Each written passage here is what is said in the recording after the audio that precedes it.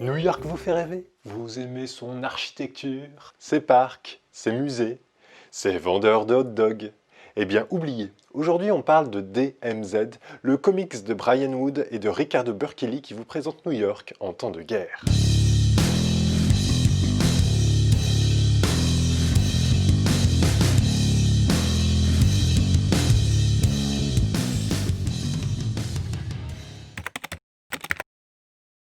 Les zones délimitarisées correspondent généralement à des espaces tampons entre deux États ennemis où aucun combat n'est autorisé. Il en existe par exemple une entre les deux Corées. Théoriquement, ces espaces permettent à chaque camp de bien assurer ses défenses de chaque côté et d'avoir un temps de réaction possible si une manœuvre ennemie est observée à l'intérieur de la DMZ. Au moindre char qui entre de la zone, on sait que le traité sur la délimitarisation est caduc et qu'il faut probablement s'attendre à une attaque. Sauf que ça, c'est la théorie. En réalité, ces espaces sont bien souvent chahutés. Dans le comics de Brian Wood et de Ricardo Burkelly, une DMZ recouvre toute l'île de Manhattan à la suite d'une guerre civile aux États-Unis. De part et d'autre de cette DMZ se dressent deux armées, celle du gouvernement des États-Unis et celle de l'Amérique dite libre qui s'est révoltée. En tant que zone démilitarisée, l'île de Manhattan n'est contrôlée par aucun des deux camps. Sauf qu'il y reste encore 400 000 habitants qui ne sont pas parvenus à s'enfuir à temps et qui doivent donc réussir à survivre de manière autonome sans l'aide du gouvernement. Vous imaginez bien le chaos qui peut en résulter. Évidemment, aucun service public n'a survécu, l'accès à la nourriture et aux soins est compliqué, et le quotidien des habitants est rythmé par les affrontements entre les gangs, mais aussi les milices privées.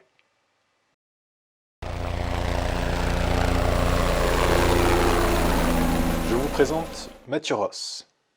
Grâce à son puissant papa, il a eu l'opportunité d'obtenir un stage auprès du grand Victor Ferguson, une star de la presse. Sauf que non seulement il ne s'attendait pas à ce que son stage l'amène droit dans la DMZ, mais il ne s'attendait pas non plus à ce que l'ensemble de l'équipe meure dès son arrivée.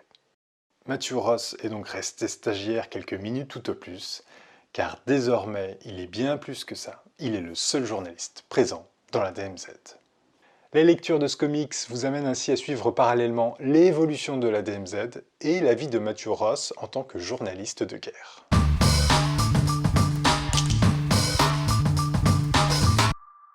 Le scénario de DMZ est signé Brian Wood, un auteur que je ne connaissais pas avant de découvrir ce comics. Il a scénarisé beaucoup de comics de Marvel, dont une série cousine de X-Men Génération X, des épisodes sur Star Wars et sur Conan le Barbare, et il est également connu pour sa série de comics Northlanders, mettant en scène des moments clés de l'ère viking.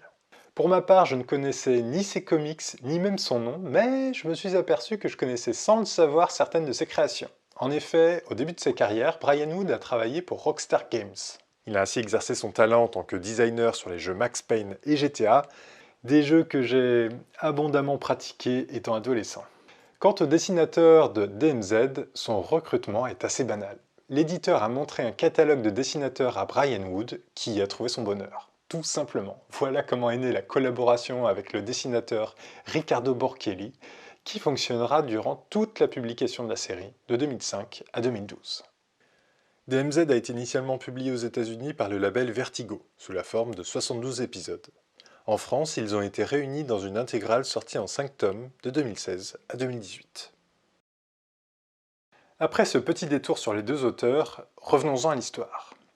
Je vous disais que l'île de Manhattan est devenue une DMZ suite à une guerre civile. En tant que lecteur, tout naturellement, on a envie de savoir comment on en est arrivé là. On parle tout de même d'une guerre civile aux États-Unis, ce qui n'est pas arrivé depuis la guerre de sécession. Mais Brian Wood a expliqué en interview que l'origine de cette guerre ne l'intéresse pas.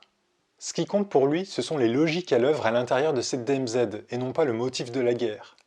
Les personnages rappellent d'ailleurs régulièrement qu'ils subissent une guerre dont l'origine a de moins en moins d'importance. Cette guerre existe désormais, et aucun des deux camps n'est prêt à rendre les armes. Voilà ce qui importe.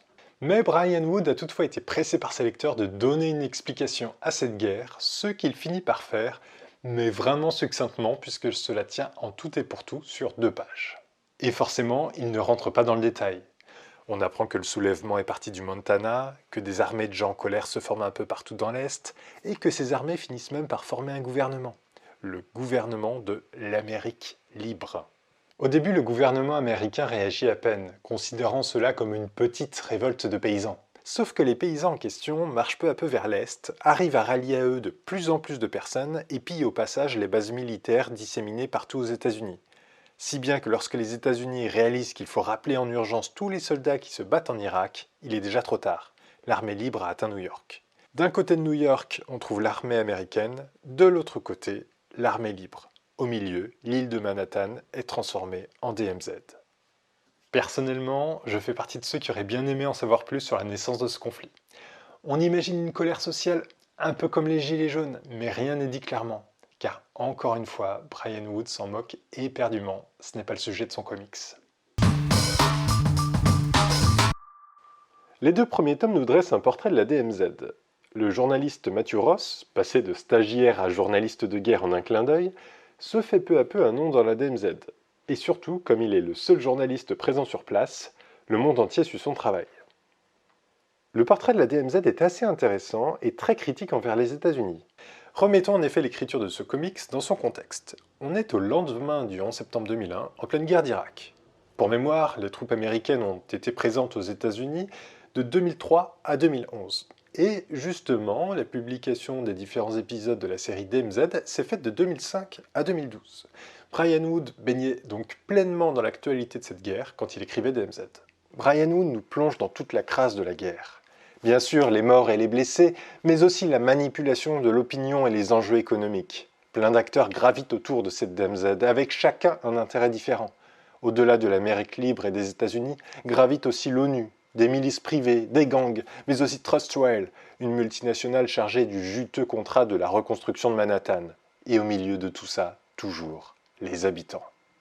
L'autrice américaine Jessa Crispin dira de ce comics que c'est un antidote parfait aux émissions de Fox News agitant le drapeau de la guerre contre le terrorisme. Oui, les tomes 1 et 2 nous dressent un portrait intéressant de la DMZ et véhiculent un message politique important. Mais je n'ai pas trouvé l'histoire folle, il y manque un petit quelque chose. Et ce quelque chose arrive justement dans le 3e tome. Il s'agit de l'organisation d'élections pour désigner un représentant officiel de la DMZ. Tous espèrent sortir de cette sale guerre si un représentant est élu démocratiquement. Et cerise sur le gâteau, Matthew Ross décide de soutenir l'un des candidats. Cet événement conduit non seulement à faire évoluer la DMZ, mais en plus le personnage de Matthew Ross se transforme. Ses valeurs et sa mentalité changent, bouleversant son rapport avec la DMZ, mais également avec ses amis. L'histoire s'enrichit nettement, ces 3 tomes sont tout simplement géniaux. Au travers de ces 3 derniers tomes, Brian Wood continue à nous faire réfléchir sur la guerre. Comment une guerre se gagne-t-elle? Et la vérité doit-elle toujours être dévoilée? Matthew Ross se retrouve à plusieurs reprises au cours des 5 tomes en possession d'informations qu'il aimerait diffuser dans la presse. Mais il comprend que pour améliorer la situation et espérer mettre fin à cette guerre, se taire est sans doute la meilleure solution. Pour être complet sur le portrait de cette série, je souhaite préciser que j'ai un regret sur les personnages secondaires qui manquent de profondeur. Il y en a plusieurs qui gravitent autour de Matthew Ross tout au long des 5 tomes. Brian Wood ne manquait donc pas d'occasion de leur donner du corps. L'un d'eux est même décrit à la fin comme étant le meilleur ami de Matthew Ross, et pourtant je ne l'ai pas ressenti. Il y a donc bien loupé à mon sens. Brian Wood a pourtant dédié des épisodes entiers aux personnages secondaires. Ces épisodes sont un peu comme des spin-offs à l'intérieur même de la série. Le personnage de Matthew Ross disparaît à chaque fois le temps d'un épisode pour nous laisser découvrir le passé d'un personnage. Ces épisodes sont certes les bienvenus, mais pas suffisants. Notons au passage que Brian Wood profite de ces épisodes pour inviter d'autres dessinateurs que Ricardo Burkelly. Alors je sais que cette pratique est courante dans le milieu des comics, mais j'avoue avoir un peu de mal avec. De voir le même personnage dessiné dans un autre style, ça me rappelle un peu trop que le personnage n'est pas réel. Or, j'aime oublier que je lis une fiction. Mais ces quelques défauts pèsent assez peu au regard de la grande qualité de la série dans son ensemble. Je vous recommande donc chaudement la lecture de DMZ et surtout, vous l'avez compris, allez au-delà des 2 premiers tomes qui sont certes très bien mais ne représentent pas le meilleur de la série. Enfin, sachez qu'une adaptation en série télé est en cours en collaboration avec Brian Wood lui-même. Il y a vraiment un gros potentiel, j'espère que ce sera réussi. Sur ce, je vous laisse, n'hésitez pas à vous abonner et à cliquer sur le petit pouce en bas de l'écran, ça fait toujours plaisir. Allez, je vous dis à bientôt sur Miroir SF.